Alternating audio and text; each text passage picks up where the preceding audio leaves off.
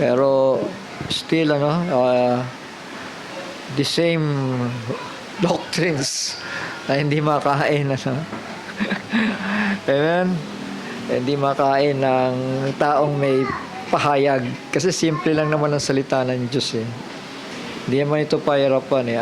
Ewan ko bakit naisipan ng mga tao na humukay ng humukay, pero sa dulo yung dulo pala ng hukay apoy kapahamakan ang ibig sabihin. Simple lang po ang Biblia, mga anak. Simple lang ang tuturo ng Panginoon. Kung makikita natin yon, yung kasimplihan ni Kristo na yon ay napakapalad natin. Ha? Amen? Simpleng paglakad lang, simpleng buhay, at yung calling, hindi mo pahirapan yung sarili mo. Papunta ka doon, papunta ka rito, biyahe ka doon, biyahe ka dito. Pero sa dulo, napagod ka lang Amen? Napagod ka lang kasi sabi nga ni Pablo, hindi na ako nagtatanim pa sa meron ng napagtaniman, sa mga napagtaniman na. Kasi kung 10 meses lang ang ibibigay mo sa tao, ibig sabihin, naitanim na nga sa kanya, tapos pupunta ka pa rin doon, dadalayo mo pagka layo-layo, pero 10 meses pa rin yung ipapakain mo. Di ba? Nagpaulit-ulit lang. Dapat lang ma-recognize ng tao kung anong kapanahonan tayo nabubuhay. So, amen? Hindi na tayo sa panahon ng Reformation period. At ang mensahe ay hindi na sa mga pagalingan ng pagsasalita, kundi sa pahayag, sa liwanag,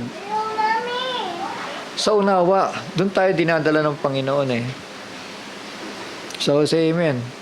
Pero mayroong mga tao na ang hinahanap yung magagaling magsalita, yung magaling mag-English Ilang gustong-gusto ng mga tao. Ewan ko ba, napakaraming evangelist, mga kapatid, at the end, papunta sa kulto, Tingnan nyo sino ba itong, evangelist na to? Brother Johnson,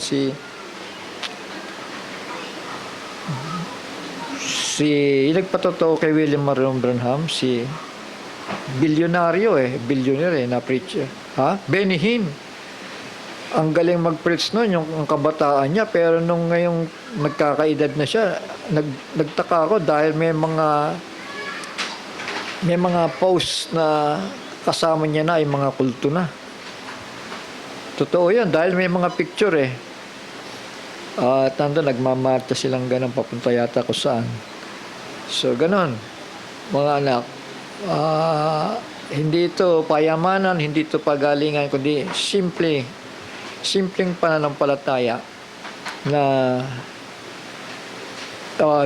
ibinigay ng Panginoon. Simpleng pamumuhay para madala tayo sa realidad. Si Kristo halimbawa hindi marangya yung kanyang ibinuhay sa lupang ito, mga anak. No one is greater than his master. Hindi natin pwedeng hindi, si Kristo naman yan, kaya karabat-labat lang siya maghirap ako naman kailangan yumaman ako. Ganun ang mga katwiran ng mga tao At sinasabi nila na napakayaman ng Diyos, bakit hindi tayo humingi ng humingi sa Kanya? Ay iniisip, mga kapatid, na talagang dahil mayaman ng Diyos, may ibibigay ang lahat ng pangangailangan, lahat ng luho, which is wrong. Dahil hindi naman yun ang iniaalok ng Panginoon, di ba? Sabi nga ng Panginoon, kung sino naman tao'y ibig sumunod sa akin, ay tumanggi sa kanyang sarili at pasanin ng kanyang krus at sumunod sa akin. Yan ang bili ng Panginoon, di ba? Ibig sabihin, pag sinabing tumanggi sa sarili, yung mga pangarap mo, ibahin mo na. Sabi sa amen, huwag ka lang mangarap na one day magiging millionaire ka o ano ka man o kikilalanin ka. Tama. So, ang pangarap lang naman ni Kristo, mga anak maibuwis yung kanyang buhay Mapagtagumpayan niya tayo sa cross ng Kalbaryo. At doon nagtatapos yun. At dahil doon, sa simpleng buhay niya, at simpleng pamamaraan para maibalik tayo sa Panginoon Diyos, ay nagtagumpay po siya, mga anak, ano? Ngayon, iba na ang takbo ng mga kaisipan ng mga tao ngayon. Kailangan ngayon pagalingan, magaling ka magsalita, kailangan may kakayanan ka, may yaman ka. At hindi mo na sila pwedeng ituwid kasi meron nga nagsasabi kailangan may ganitong uri ka ng relo. Yung mamahaling relo, no? Napakamahal Rolex yata hindi ko kilala bago mo ko angasan. Ang Kristiyano hindi nagsasalita ng ganon, di ba? Amen? Kasi yung pagtutuwid naman hindi ibig sabihin pag-angas yan Tama? Ibig sabihin lang talagang kailangan itama. Kailangan lang ituwid. At pagka tinatama tayo ng Panginoon, magpakumbabalan tayo. Dahil walang Kristiyanong nagmamalaki o nagmamataas sa salita ng katuwiran ng Panginoon. Purihin ng Diyos. Sige po, bago po ako magtuloy-tuloy magsalita, manalangin muna tayo ng sandali. Amang banal na nasa langit, muli Panginoon, salamat sa mga salitang ito na aming napakinggan sa oras na ito, Panginoon, at nagdadala sa amin sa patungo sa liwanag ng iyong mga salita. Nawa Amang banal, patuloy kang mangusap sa aming kalagitnaan at sa oras na ito, kasihan mo po ang iyong maliit na anak na nalalaman mo na ang kanyang kahinaan at wala siyang magagawa kung wala ka, Panginoon. Naway mangusap ka, magsalita ka sa kanyang labi at gawin mong kapakinabangan sa bawat tagapakinig sa mga oras na ito, Panginoon. Linisin mo kami, pagpatawad ang aming mga sala at karumihan sa iyong harapan. Huwag kami maging karapat-dapat sa pagdulog sa iyo sa araw nito, Panginoon. Sa pangalan ng aming manunubos na si Yahushua, ang aming Mesaya, ito po'y aming samo at aming dalangin sa oras nito. Purihin ng Panginoon. Amen.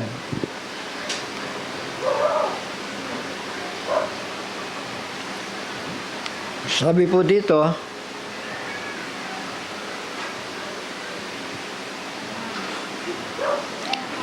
sa James chapter 4 verse 1, sa nagbubuhat ang mga pagbabaka at sa nagbubuhat ang mga pag-aaway sa inyo.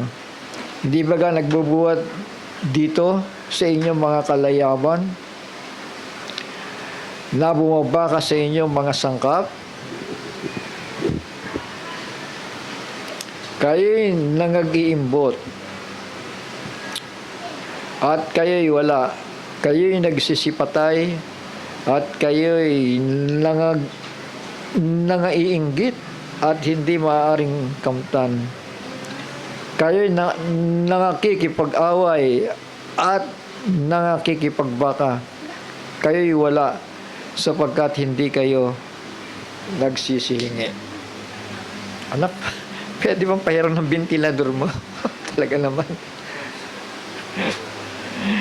Kayo magsihingi at hindi kayo nagsisihingi at hindi kayo nagsisitanggap sapagkat nagsisihingi kayo ng masama upang gugulin sa inyong mga kalayawan. So, hindi dapat ganoon sa isang mananampalataya, na masyadong taasan natin yung mga pangarap natin sa buhay. Kailangan ay magpakababa tayo. Kaya nga sabi ni James, saan nagbubuhat ang pagbabaka? Saan nagbubuhat ang pag-aaway sa inyo? So, meron din pag-aaway, Hindi ba nagbubuhat dito sa inyong mga kalayawan na bumabaka sa inyong mga sangkap? So, yun pala yung labag sa kautusan ng Espiritu. Kayo'y nangag-iimbot, kayo'y wala. Sa English ay ye lust and have not. Ye kill, hindi naman literal din na pagpatay, Ibig sabihin, yung mapuot ka lang, yung mainggit ka lang, ay katumbas na yun ng pagpatay. Alam ba natin yon? Yung galit sa puso. ay katumbas na rin yon. At kayo'y iinggit at hindi maaaring kamtan. Kayo'y nakikipag-away at nakikipagbaka. Kayo'y wala sapagkat hindi kayo nagsisingi. Kayo'y nagsisingi at hindi kayo nagsisitanggap sapagkat nagsisingi kayo ng masama upang gugulin sa inyong mga kalayawan. So yun ang pagkaminsan nagiging motibo ng isang tao, no? Na sa halip na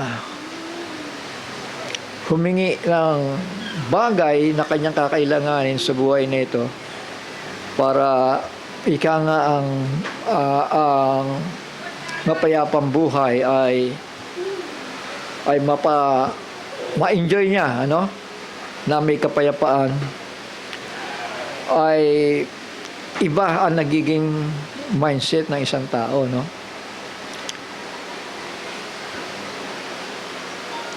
Sabi dito, sapagkat nagsisingi kayo ng masama upang gugulin sa inyong mga kalayawan. So hindi para yung blessings na yun, yung biyaya ng Panginoon ay hindi para gugulin sa mabuting kaparaanan, di ba? Sabi si Amen? Kundi ang motive, yun ang ano dun yun ang problema dun, yung motibo ng isang tao, di ba? Hindi naman masama maging mabuti ka o maging masipag ka, di ba? Sabi si Amen? Lalo na sa mga bagay na inaasam-asam mo sa buhay, ang tinitignan ng Panginoon doon, ano ba ang motibo? At nangangailangan ka, di ba? At may pangangailangan ka lagi, gayong sabi nga kumpleto tayo sa Kanya, tama? Ibinibigay niya lahat ng pangangailangan natin. Pasensya na kayo mga anak, ano? Kasi ang ano ko talaga magturo ng doktrina, no? Yun talaga ang nasa puso ko dahil talagang papalapit na ang pagparito ng Panginoon, ano? Pero sabi nga minsan ni Pablo, hanggang ngayon hindi ninyo pa kaya. Kahit lumalim tayo ng lumalim dito, mga anak, pero nakalimutan natin yung mga panimulang aral ni Kristo, sayang pa rin, ano? Di ba? Kasi kailangan magsimula tayo sa pasimulang aral, para yung malalalim na doktrina, malalalim na katuruan, lalong maging matibay para sa atin. Yung mga bagay na yun, kayo ba nakasubaybay doon sa mensahe noong nakaraan? Siya si Amen? So kung kayo nakasubaybay, talagang makikita natin po doon na totoo ang pagkakasabi ng Panginoon na siya po ang ating patnubay. Siya yung nagagabay po sa atin at bibigyan tayo ng langis para yung ilawan po natin ay lalong magliliwanag. So kung nananamin po natin yung mga mensahe ng pahayag, talagang hindi ito nagmula Yung pagpaliwanag hindi galing sa karunungan ng tao dahil sa tagal na tumututok tayo sa Book of Revelation, sa habang panahon na pinag-aaralan natin ito, alam nyo, baka umalis na kayo dito kung may nagbuhol-buhol So, amen? Kung may nag-untog-untugan dyan, nako, ibig sabihin niya, yung nangangaral, hilo. Tama. Ibig sabihin, yung nangangaral, hindi napapatnubayan ng Panginoon. Naalala ko si Brother Branham, kapag siya po ay nangangaral, ang sinasabi niya lagi, iniintay ko yung aking anghel na magsasalita. At kung ano yung sasabihin niya, yung ibubulong niya sa akin, kung ano ang mensahe, yun ang aking bubuksan, yun ang aking ibibigay. Dahil alam ko may mensahe siyang dala. So pagka minsan nakakaramdam ako ng ganon kasi Lord, marami akong tanong sa iyo. Gusto kong maunawaan ang mga bagay na ito na higit pang unawa at liwanag, ano. Tapos pag binabalikan ko yung mga bagay na napag-aralan na natin at talagang nakikita ko na nagdadagdag pa ang Panginoon. Kaya tingnan niyo yung nakaraan, ano. Yung mensahe ay napakalinaw.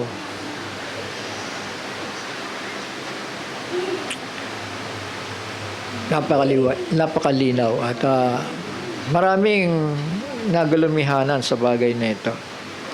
So, kung napanood ninyo yun, hindi ko na pasasahan pa. Sa susunod na lang para magkakaroon na ka ng pagdurugtong.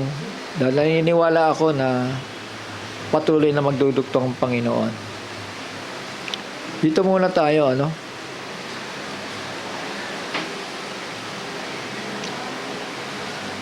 Kasi mahirap naman sa tao yung pinagpala ka na, binigay na sa'yo lahat, tapos parang lagi ka pa rin na pinagkukulang, ano? So pagka ganon, magiging buhay mo na yan, na bagaman pinagpapala ka na, pero parang ang dami kong problema, ang dami kong pangangailangan. Dahil ngayon, yung pagkakasabi po dito, sapagkat kayo nagsisihingi at hindi kayo nagsisitanggap, sapagkat nagsisihingi kayo lang masama upang gugulin sa inyong mga kalayawan.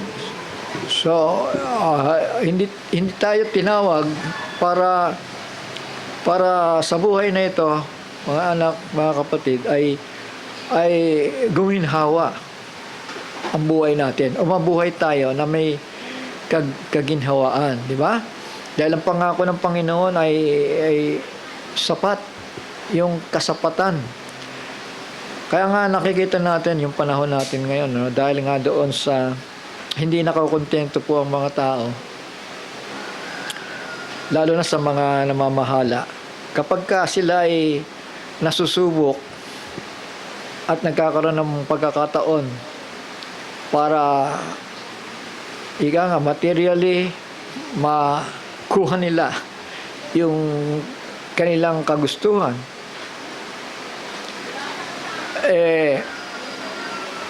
gagawin nila, lalo't kung may pagkakataon, ano? Sa tama yung pagkakasabi ni James, you know? You lust, and have not. Wala. You kill, kasi gagawa ang tao ng paraan para makuha yung kagustuhan niya kahit ano man ang mangyari, di ba? Sa anumang kaparaanan. You kill and desire to have and cannot obtain. You fight and war, yet ye have not, because ye ask not. Ibig sabihin, hindi ka humihingi ng ayon sa pangangailangan, kundi humihingi ka ng bagay na sobra-sobra. Shall we say amen? Kaya tingnan natin ngayon, mga anak, sabi ni Marcos, marami daw ngayon makukulong. Hindi aabuti ng Pasko. Meron na nga, di ba? May isa na, no? Nasa ampulan. Napanood ba ninyo yung sa... Yan, kasi mali ang mali ang paghingi sa Panginoon.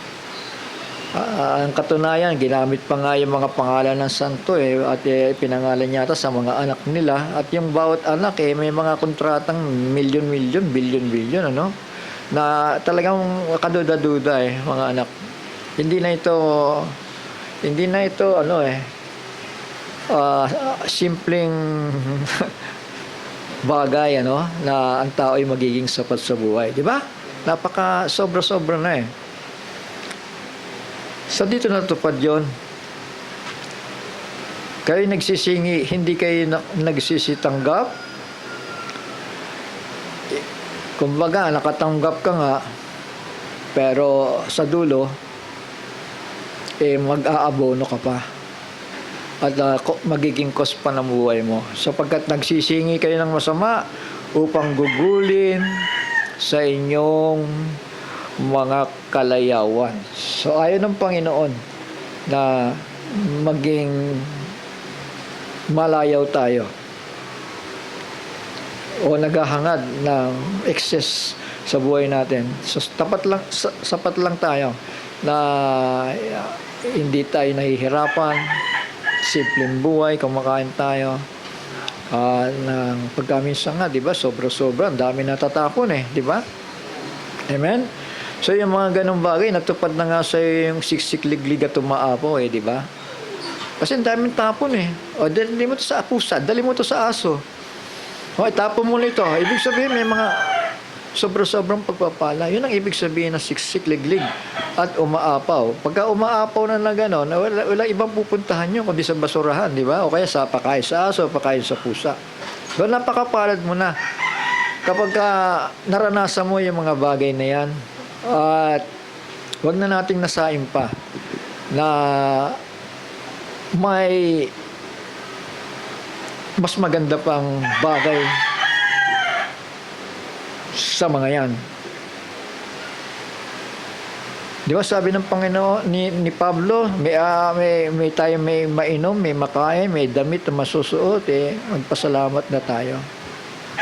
Ibig sabihin, pagpapala na yon. Dahil kapag naghangad pa tayo ng higit pa, magkakaproblema tayo. Kasi ano siya masyadong nakaharas ng kanyang paglakad, parang nahihirapan sa buhay. Instead na mabuhay siya ng simple, mapayapa, kontento, masaya, at nagagawa natin parangalan ng Panginoon sa buhay natin, ay napakagandang bagay na yon. Napakapalad natin dito sa Pilipinas na napakalaya natin na magpuri sa Panginoon. Samantalang sa ibang lugar, mga anak, mga kapatid, maging Hudyo, maging Kristiyano, pinapatay, pinapahirapan, walang tumutulong sa kanila. Yung mga simbahan, giba. So, say amen. Samantalang tayo, kahit sabihin natin tapal-tapal lang ito mga anak, pero malaya tayo. At ang pagpapala ng Panginoon, materially, spiritually, hindi tayo pinagkukulang. So, say amen?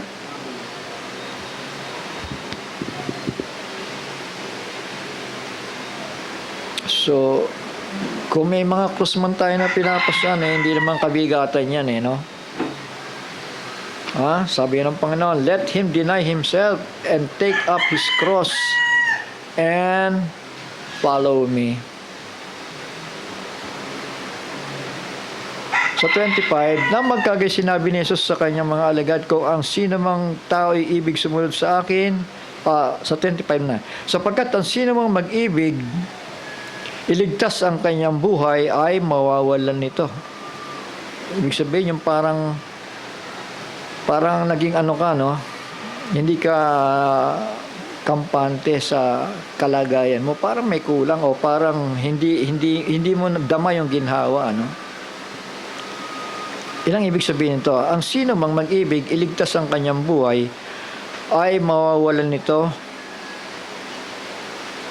At ang sino mang mawalan ng kanyang buhay dahil sa akin, ay makakasumpong niyon. So ang sentro po nito ay yung buhay na walang hanggan, di ba? Kaya tayo pumupunta sa simbahan, di ba?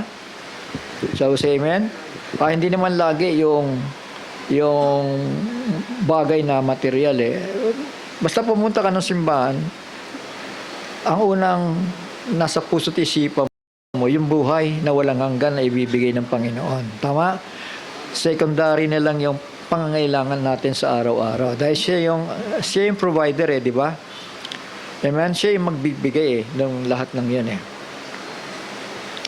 Sapagkat ang pakikinabangin ng tao kung makamtan niya ang buong sanlibutan at mawalan siya ng kanyang buhay. So ito, nare-realize na ng mga tao ito. No, mabuti na lang walang death penalty sa Pilipinas, di ba? Dahil kung may pinairal pa rin yung death penalty, ang daing patay ng mga politiko at mga kontraktor sa panahon ngayon. So ito, aral sa atin ito, mga anak. Ano ang pakikinabangin ng tao kung makamtan niya ang buong sanlibutan at mawalan siya ng kanyang buhay? O anong ibibigay ng tao katumbas sa kanyang buhay? So wala. Talagang ang tanging makakapagbigay lang niya. Kapag buhay ang pinag-usapan, ang tanging makapagbibigay nito ang Panginoon. Di ba? Kaya namamali ang tao minsan akala nila dahil ang Diyos ay mapagpala, gawin mo nang gawin kung anong gusto mo at mangyayari. Minsan may daya doon Kasi kapag ka totoo yan, na maging masipag ka lang, maging masikap ka sa buhay nito. Totoo yan, aasenso ka. Totoo yan na pagpapalain ka. Pero, kung ang kapalit nito ay ang pagpunta sa simbahan ay nakalimutan mo na, yung pakikipag-fellowship, nawala na sa'yo. At ano pang bagay na espiritual, hindi mo na nararanasan. Dahil nag-iisa ka na sa isang lugar na walang katiyakan di ba? Tapos amen? Di mo alam kung pagpapalain ka pa dyan kung ano man ang mangyayari sa iyo dyan. Kaya nga ang tunay na pagpapala ay yung balansing buhay yung may priority. Tapos amen? Yung may prioridad sa buhay at yung priority ng isang tao, yung buhay. Sabi nga dito, or what shall a man give in exchange for his soul? Alam ba, pamalit para may buhay na walang hanggan. Alam ba ang pamalit? Di paglingkuran mo ang Panginoon na may katapatan. Tama. Pero kung gayaman ka nga, aasenso ka nga sa buhay, mabibili mo lahat ng gusto mo, pero malayo ka sa Panginoon, huwag mo nang hangarin yan. Baka diyan ka pa abutan. So, say amen. Amen. Noong araw na nang ako'y nagsisimula magbasa ng Bible, ganyan ang mga bukang bibig ng mga believer di ba? Lalo na't ng mga manggagawa. Ako nga, ang ganda ng buhay ko doon, Nasa Saudi nga ako, sarap-sarap ng buhay ko doon. Kaya alam, pinagbabawal pagbasa ng Biblia Hindi na ako nag-Saudi, dito na lang ako sa Pilipinas. Malaya pa naglilingkod sa Panginoon. Di ba? Daw say amen? Kasi, aasenso ko nga. Makukuha mo yung kagustuhan mo pagka nandun ka, naghahanap buhay kayo. Pero ang tanong, may katiyakan ka ba sa pagdating sa pambayad sa iyong kaluluwa? May katiyakan ka ba doon? Bawal nga Nakataan ka ng Biblia doon, bibigtiin ka doon. Gusto mo pa ba dito? O bumalik ka na lang, umuwi ka na lang? Naalala ko nung araw, minsan ako nag-apply pero hindi pinahintulot ng Panginoon. Sabi ko, ayoko na kasi bawal magbasa ng Biblia dyan. Sabi siya, amen. Walang fellowship dyan. Tama. Naalala ko, binigyan ako ni Makmak ng kanyang kaliit na Biblia. Siguro, ang purpose ng Biblia ang kanyang kaliit para makita mo lang yung cover. Hindi mo naman talaga mababasa yung inside pages nun So, yun. Siguro, yun yung mga pinamimigay doon sa ibang bansa pa. Kasi pagka nakitaan ka na meron kang bawal nga. No? So, importante sa buhay natin ay malaya tayo dito. Tama? Malaya tayo, nagagawa natin yung kagustuhan natin, umaawit tayo, sumisigaw tayo, nagpupuri tayo sa Panginoon. At ang Panginoon naman ay tinatanggap. Salamat, anak. Anak, God bless you. Katanggap-tanggap yan sa Panginoon. O ano ang bibigay ng tao na katumbas sa kanyang buhay, sapagkat ang anak ng tao ay pariritong nasa kaluwalhatian ng kanyang ama, nakasama ang kanyang mga anghel, at kung magkagayoy bibigyan ang bawat tao ayon sa kanyang mga gawa. Sabi siya, amen. Tandaan natin, ang tao namumunga lang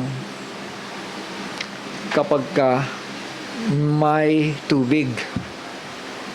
Shall we say amen? Kapag may tubig ng salita, ang isang tao makakapamunga. Di ba? Sabi ng Biblia, di ba? Yung just like a tree. Tayo katulad sa puno that is planted by the water. Ibig sabihin, lahat ng kailangan mo para tumibay bilang isang puno ay naroroon at para makapamunga ka. Ngayon, nangahanapin kasi ng Panginoon bunga eh. Kung hindi ka na nga nadidiligan, tapos nangangailangan ka lagi, tapos ang sentro pa ng mindset mo kailangan makabayad sa ganon, makabili ng ganon. Ano na? Di ba? Ganon na lang ba ang buhay? Sabi siya, amen? Kasi puro pakikibaka to eh. Kung babaka ka rin lang, tiyakin mo na may pambabayad ka sa buhay mo. Baka naman yumaman ka pero palugi pala yung kaluluwa mo. Shall we say amen? Hindi ba? Nga si Brother Johnson, nagpaplano rin mag-abroad to, alam ko pero nag-ano lang siya kontento na ako dito. Napakadali talaga yumaman maging masipag ka lang, yayaman ka. Tapos may lakas ka ng loob dahil kasama mo ang Panginoon. Pero yun ay sa pangkaisipang mga tao. But in reality, kailangan natin ng fellowship, kailangan natin ng Word of God, kailangan natin ng pagpapahayag ng Panginoon. Paano? Kung yung pupuntahan mo bawal. Tama? Amen. Kahit na ba sabihin mo, may pananampalataya ako, kasama ko ang Panginoon, pupunta ako doon, at kikita na maraming salapi. Sabi nga ng Biblia, huwag niyong gagawin niya, sapagkat hindi ninyo nalalaman kung anong mangyayari sa kinabukasan. Di ba? Hindi niyo mangyayari. Kahit milyon-milyon pang hawakan ng tao. Dahil isang sakit lang, sabi ko nga lagi dito, isang sakit lang ay ibigay sa'yo, ubos ang salapi.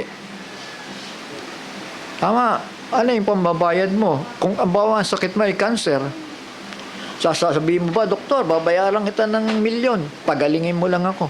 Hindi pwede yun. Tama. Dahil ang magpapagaling talaga sa iyo ang Panginoon. Tama ba? Pag kukunin ka na. Minsan ng Panginoon namamalo, mga anak. Kailangan maging sensitibo tayo. Kapag ramdam na natin na iba na ang lakad, then panahon yan para alalahanin ng Panginoon. Remember thy first love, sabi Brother Johnson. Alalahanin mo yung unang mong pag-ibig. Hindi salapi ang unang pag-ibig natin. Hindi yung pagiging bantog o kilalanin tayo. Hindi natin kailangan yung mga ganon. Di ba? Ang kailangan natin mapagpahayagan tayo ng Panginoon. Yun ang pambayad sa mga karumihan natin. Yun ang panlinis. Ano yun? Yung salita. Yun ang panlinis. Yun ang pagkain. Kasi kapag wala na yung mga water by the word na yan, at hindi ka na nakakabahagi, may tendency yan di ba? Na makagawa ka ng kasalanan. At kapag nakagawa ka ng kasalanan, pananagutan mo yan sa Panginoon. Dahil hahatol ang Panginoon ayon sa ginawa ng tao. Hahatulan tayo. Lahat daw ng tuhod luluhod sa Kanya, di ba? Hahatulan base sa kani-kaniyang mga ginawa. Ay, hindi, may pananampalataya ako, ligtas ako. Sa isip mo lang yon, di ba? Ang nahanap ng Panginoon kasi may bunga ba? May bunga ba ng Espiritu Santo na ay nananahanan sa'yo? Kasi kung wala namang bunga, abay, bakit kailangan magbulay-bulay muna ang isang tao? Siya sa atin ang kanyang sarili. Shall we say amen? Ngayon, kung talagang spiritual ang hinahanap ng isang tao, ay mangyayari yan. Di ba? Shall we say amen? Ang dali lang naman magpasya, di ba, Brother Johnson? Ayaw ko dyan. Period. Bawal ang Biblia dyan. Wala simbahan dyan. Pinapatay ang mga mananampalataya dyan. Ba't ako pupunta dyan? Kailangan prioridad natin is spiritual. Yan ang buhay na walang hanggan Lalo na tinaguriang the bride of Jesus Christ. Yung mga agila, hindi pupunta sa maraming katauhan o maraming ibon o kung ano-ano pa. Kundi ang mga agila pumupunta sa mapayapan lugar, matahimik na lugar na kung saan malaya sila doon na namamahay mga anak. Sabi dito, tuloy ko lang, sapagkat ang anak ng tao ay paririto, nasa kaluwalhatian ng kanyang ama, nakasama ang kanyang mga anghel, at kung magkagaya'y bibigyan ang bawat tao ayon sa kaniyang mga gawa. Yun. So, say amen. Kung ano yung gawa mo? Kami nakakawawa ang tao kapag hindi nagbubunga ng katwiran Kada sabi mo may pananampalataya siya, pero pagdating ng Panginoon, may iwan ka sa rapture, magbabayad ka pa rin. Katotohanang sinasabi ko sa inyo, may ilan sa nangakatayo rito na hindi matitikman sa anumang paraan ang kamatayan, hanggang sa kanilang makita ang anak ng tao na pumaparito sa kanyang kaharian. So you see, ang kaduktong pala nun ay rapture. Naintindihan natin? Kaduktong pala nun ay rapture. Amen. For whosoever will save his life shall lose it, and whosoever will lose his life for my sake shall find it. So, ganun. Aanhin mo nga naman ang mga bagay na ng sanlibutan kung napabayaan mo naman ang spiritual life mo. Ito'y desisyon, mga anak, sa buhay. Ito'y desisyon. Lahat ay lilipas. Hindi mananatili. Pero ang buhay, kailangan natin ito. Say amen. Saan nagbubuhat ang mga pagbabaka? At saan nagbubuhat ang pag-aaway sa inyo? Hindi baga nagbubuhat dito sa inyo mga kalayawan na bumabaka sa inyo mga sangkap? So, kapag gano'n ang motibo natin sa buhay nito, mga anak, mga kapatid ko, ang magiging resulta, negatibo talaga eh, di ba? So ito, saan nagbubuhat ang pagbabaka? Saan nagbubuhat ang pag-aaway sa inyo? Hindi ba ka nagbubuhat dito sa inyong mga kalayawan na bumabaka sa inyong mga sangkap? Ito. Kasi may naka-insert doon, may mga pangarap pa na ayaw, kahit anong mangyari, kailangan mangyari yung pangarap pa. Mga ganun ba? Kailangan maging balanse tayo. Hindi naman masama mangarap. Pero sabi ko nga, alamin natin ang prioridad natin. Ang paglilingkod sa Panginoon. Yun ang prioridad. Pero kung malalayo tayo sa mahalagang bagay, huwag na natin hangarin yan. Dahil may panahon para dyan eh. Shall we say amen? May panahon para sa pag-unlad ng ang isang tao. Ang sabi, unahin, seek ye first the kingdom of God, and all these things shall be added unto you. Kasi kapag inuna mo, material na bagay magbabaka yan sa katawan mo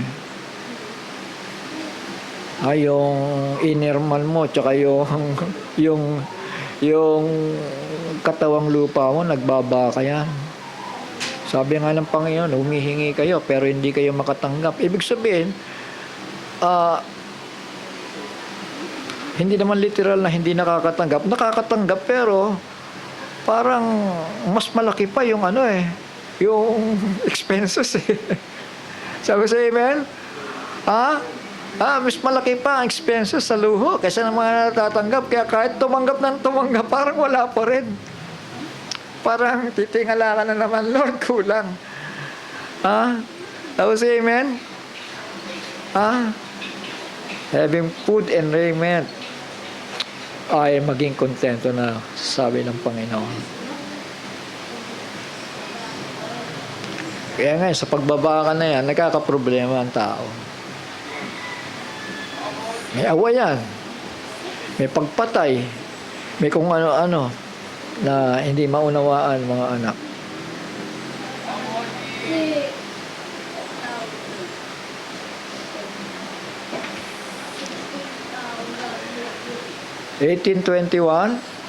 Nang magkagayi, lumapit si Pedro at sinabi sa kanya, Panginoon, makailang magkakasala ang aking kapatid laban sa akin at siya ay aking patatawarin. Hanggang sa 7 ba? So normal, di ba? Sa isang mananampalataya na merong pagtatalo, di ba? Sa kapwa niya mananampalataya. Tama ba? Kaya nga yan ang tanong ni Pedro Lumapit si Pedro at sinabi sa kanya, Panginoon, makailang magkakasala ang aking kapatid laban sa akin at siya ay aking patatawarin. Hanggang sa 7. Sinabi sa kanya ni Jesus, Yahshua, hindi ko sinasabi sa iyo hanggang sa 7, kundi hanggang sa 70.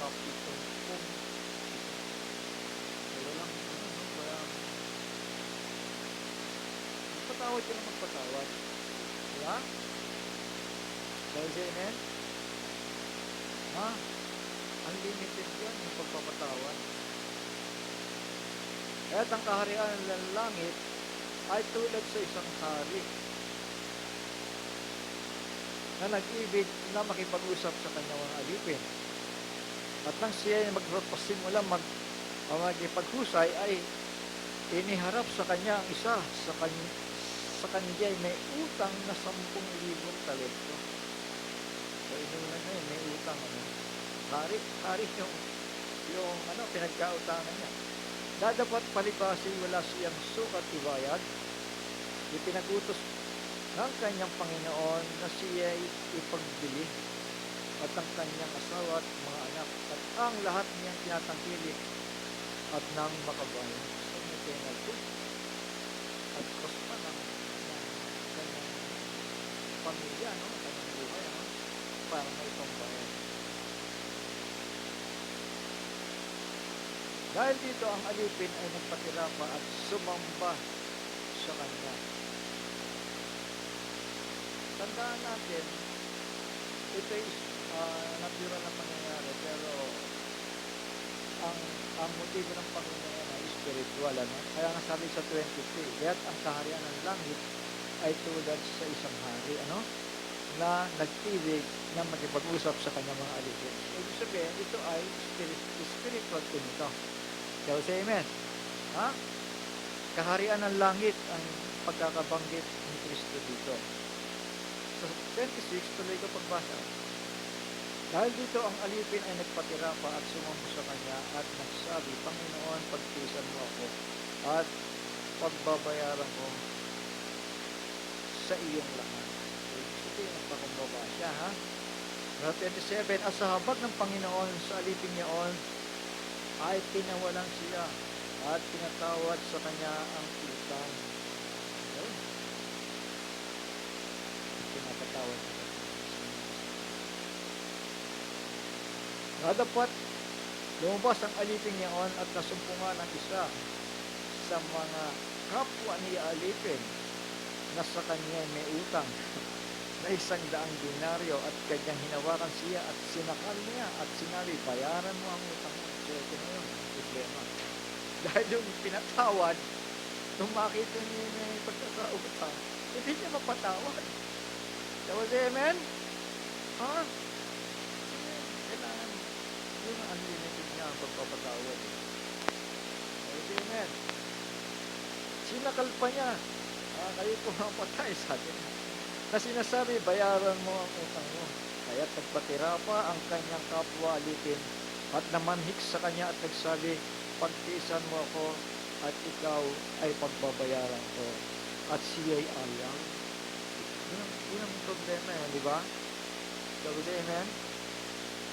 Ang gusto natin, tayo rin yung mapapatawad, pero pag yung iba na, ay hindi natin mapatawad. Sabi sa amen. Hindi natin mapatawad. Ang kasalanan ng tao, paulit-ulit yan. Lalo na kung ang isang tao ay may kahinaan. Kung siya nag-sorry ngayon, sa susunod, magagawa niya na naman yun. Sorry uli. Di ba? Patawarin mo uli. Di ba? Tapos amen. Hindi naman ibig sabihin hindi ka magagalit. Siyempre magagalit ka. Tama? Pero yung pagpapatawad, hindi nawawala. Bagaman, natural na sa tao ang sumama ang loob, ang magalit, natural na sa tao yan.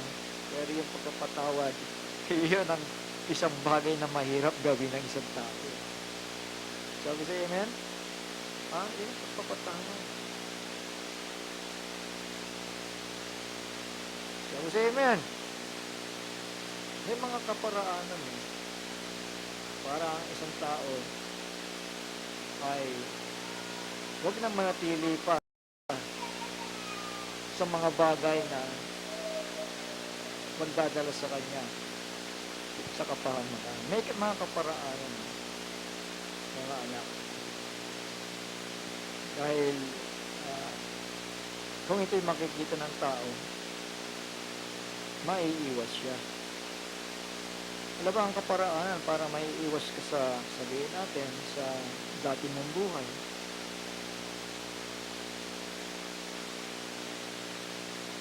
Word of God. Yun ang una Ma-reconcile ka sa Panginoon. Then, patuloy na fellowship. Patuloy na pananalangin. Patuloy na pagbabahagi na ng salita ng Diyos. Patuloy na pagpapalakasan. Kasi kapag wala ka na, sabi nga ng Panginoon, wala kayong magagawa sa buhay nito kung wala ako sa inyo. Kung wala yung mga bagay niya, wala na. Ang buhay mo bilang Kristiyano ay ewan ko kung may epekto. Kaya sabi ng Panginoon, wala kayong magagawa kung wala ako sa inyo. Kailan nasa lumalakad ka ayon sa programa ng kaligtasan. Kasi kung sasabihin mo, ligtas na ako, sorry diyan na lang muna kayo, at kailan na akong pumoroon, at maghahakot ako ng salapi doon, wala. Napagbigyan tayo ng Panginoon. Una, makalawa, mangatlo. Gumawa tayo ng paraan para naman sa sarili natin buhay. Huwag natin sayang. Darating na po ang Panginoon. At ang kukunin niya, sanctified by the word. Kasi kung hindi ka sanctified by the word, alam mo na kung saan nakakarating.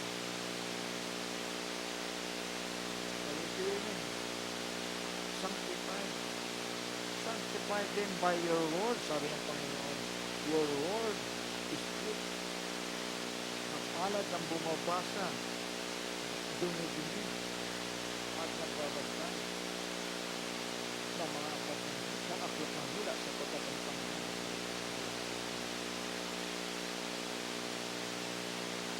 Kailangan, alam mo, kasama yung green pasture nagtuon. Kasi maraming nag-claim na new revelation, ano tawag yan? Progressive revelation. Mga kapatid, hanapin natin yung green pasture. Yung kakain ka ng sagana at dito na natin. Sabi lang nilang green pasture pero puro pasture na yan. Hindi ganun. Sabi lang nilang progressive pero progressive yung mga terms na ginagamit. Diba? Ayan. Pero yung ikalalago mo, yung ilalaki mo, yung ikatututo mo, wala. Confused.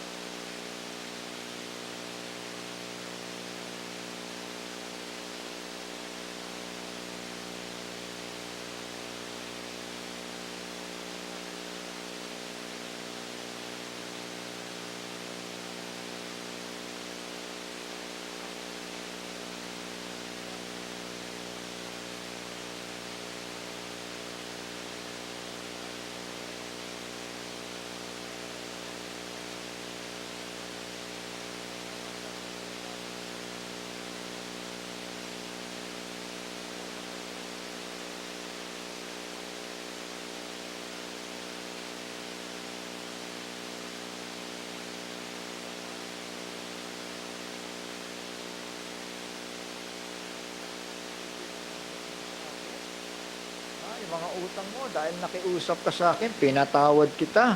Hindi ba dapat na ikaw naman ay mahabag sa iyong kapwa alipin na gaya ko namang nahabag sa iyo? So yun. Ibig sabihin, yung habag, huwag mong aalisin yun. Bagaman, normal lang ang puot normal yung puot Ang tao, likas na yan na nagagaya sa hindi makatuwiran. Pero yung pagpapatawad, yun ang importante dito.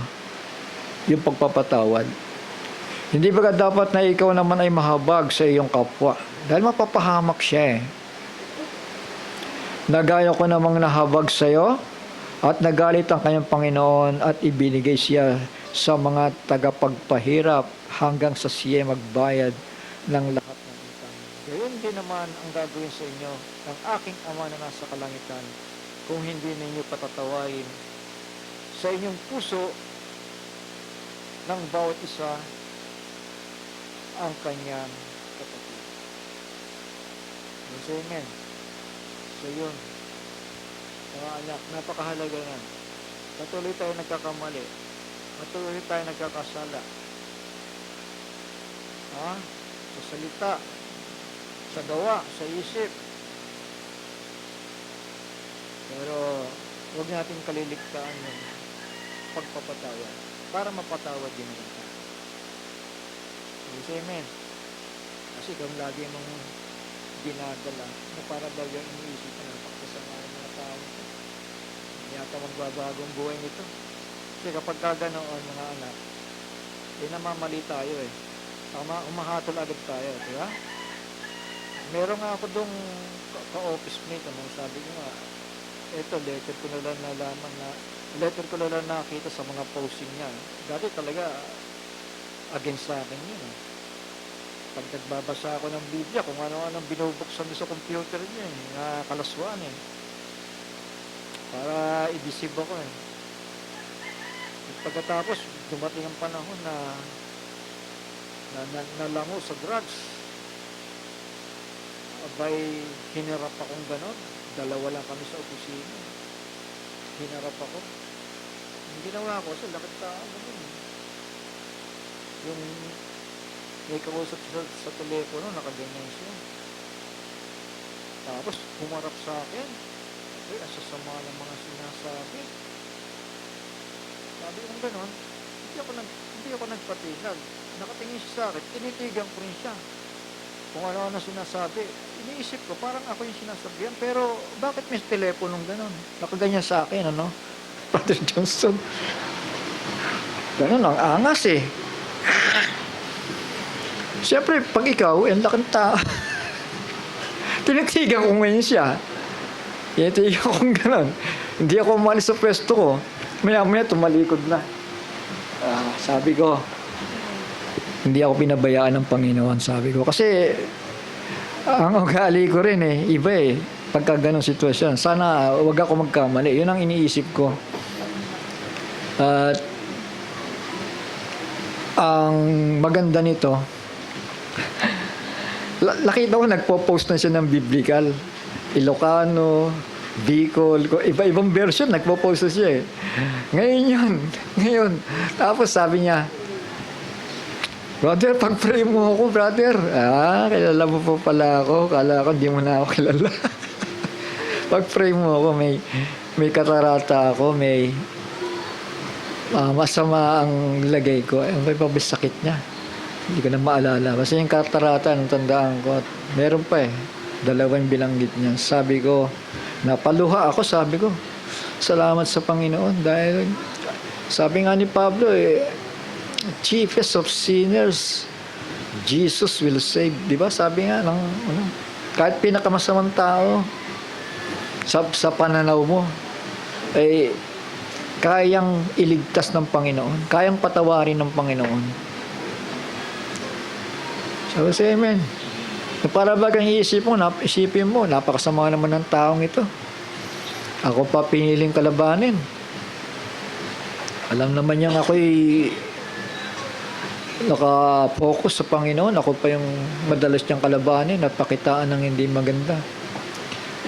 Pero mga anak, mga kapatid, dahil sa papalit-palit ng isipan ng tao na yun, minsan nagiging mabait naman siya sa akin, minsan nagiging mabuti. Pero mas marami yung kanyang pagpapakita ng hindi maganda. Pero natuwa ako, napaiyak ako dahil yung pagpapakumbaba niya ay salamat sa Panginoon. Sabi ko, dahil kung siguro nag-abot-abot kami doon sa opisina, na isang kwarto lang naman kami, baka hindi ako hindi ako makapagpakita ng mabuti sa kanila. Salamat at naniwala sila sa Panginoon. So yun lang dahilan na lumuwa ako. Dahil alam ko na kumilos ang Panginoon sa kanyang buhay. At sabi ko, pagpapakumbaba lang ang susi. ng kagalingan. Kaya manampalataya ka, sabi ko. Nag-type ako, pagagalingin ka ng Panginoon. Dahil sa iyong pagpapakumbaba. So yun, mga anak, minsan, importante ang pagpapatawad eh. Kasi kung nanatili sa iyo yung puot, hindi, naapi mo ako eh. Gagalit ako sa iyo, hindi kita kakausapin. Pag pinanatili mo yung ganun, wala kang makaakay na tao. Hindi ka magbubunga. Dahil puro pagdududa ang iniisip mo. Ay hindi, ay maniwala eh. Ay dyan na lang kayo. Wala kayong sumama sa akin. Kasi kapag ka ganun, hindi yun ang dapat ilagay natin sa puso't isipan natin. Kailangan laging nakabukas tayo. Na baka sakaling dalawin sila ng Panginoon at maging instrumento ikaw para sila'y maakay, mailapit sa Panginoon. Dahil kung papairalin mo yung sama ng loob mo, yung galit mo, yung pagdududa mo sa isang tao, wag mong gagawin yan. Diba? Sabi nga, ang pag-ibig daw ay lahat daw ay pinaniniwalaan. Yun ang totoong pag-ibig. Lahat ng bagay daw ay pinaniniwalaan. Kasi kapag puro pagdududa, wala nang dahilan para ang tao ay makalapit pa sa Panginoon, di ba? Wala nang dahilan eh. Ikaw pa naman yung nagtuturo ng katotohanan eh. Di ba? Tama. Paano mo ako malapit sa tao niyo? Pabayaan mo ko sa Panginoon kapigatian?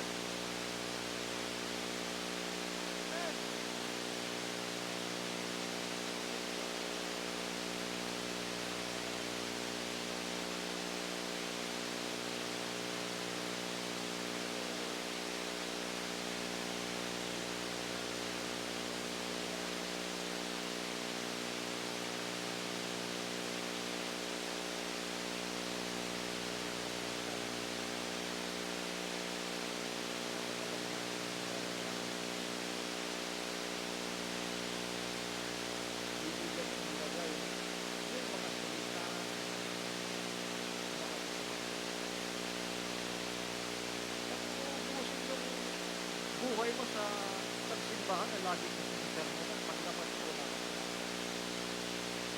Hanggang din,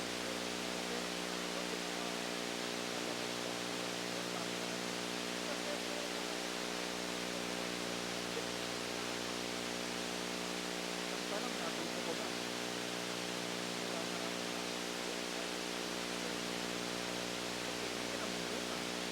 Hindi ka nagbabago sa buhay mo kasi paulit-ulit sermonan, ulit-ulit, kung napapakinggan ng sermon, hindi ka nagbabago. Ganun ka pa rin. Sermon pa rin ang hinahanap mo. Kailangan natin yung paglaki, yung paglago ng tao. Amen? Kung na makakita mo na ng palataya, ang hinahanap yung sermon. Ibig sabihin, maraming kailangan baguhin sa'yo, kaya ka naghahanap ng sermon. Tama ba yun? Ang hanapin mo yung matuto ka, yung direksyon sa pangako ng Biblia. Yun ang hanapin mo. Dahil matuturuan ka ng Panginoon, nagagabayan ka ng Panginoon. Sabi ng Panginoon, lumapit kayo sa akin, mag-aral kayo. Sabi namin, ha? Ang tao nangyahasap sila. Kaya hinahanap na sila, magaling sa dito. Nahanap sa okay din. Paulit-ulit na sinasabi ng pastor yung dapat nito. Nakahayat lang yung palilimos-mus ng isang tao eh. Diba? Sinabihan mo na, sa susunod na araw, sinabihan mo na uli, susunod na araw, susunod na linggo, lilipas sa mga taon, paulit-ulit na, nasa ng bunga.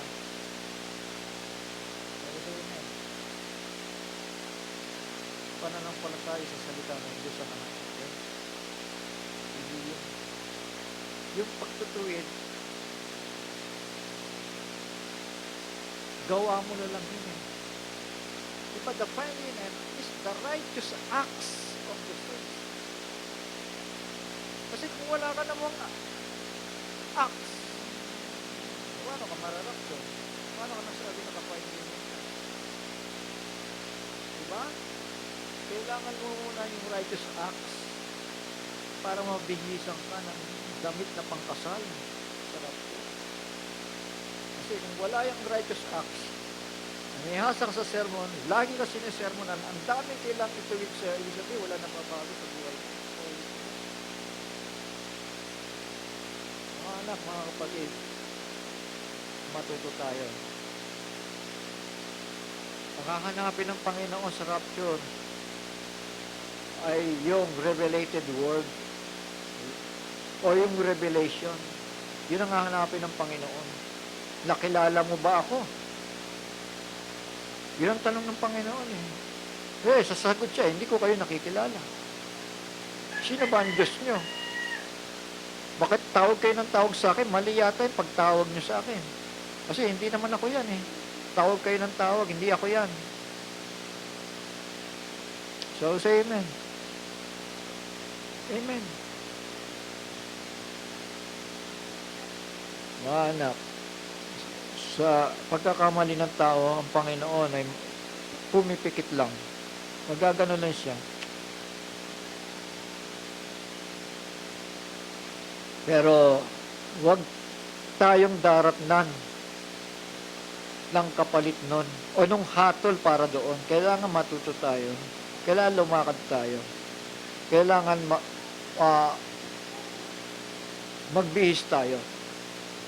The fine linen is the righteous acts. Righteousness of the saints is the fine linen. Para mapabilang tayo sa pangakong rapture. Shall we say amen? Shall we say praise the Lord?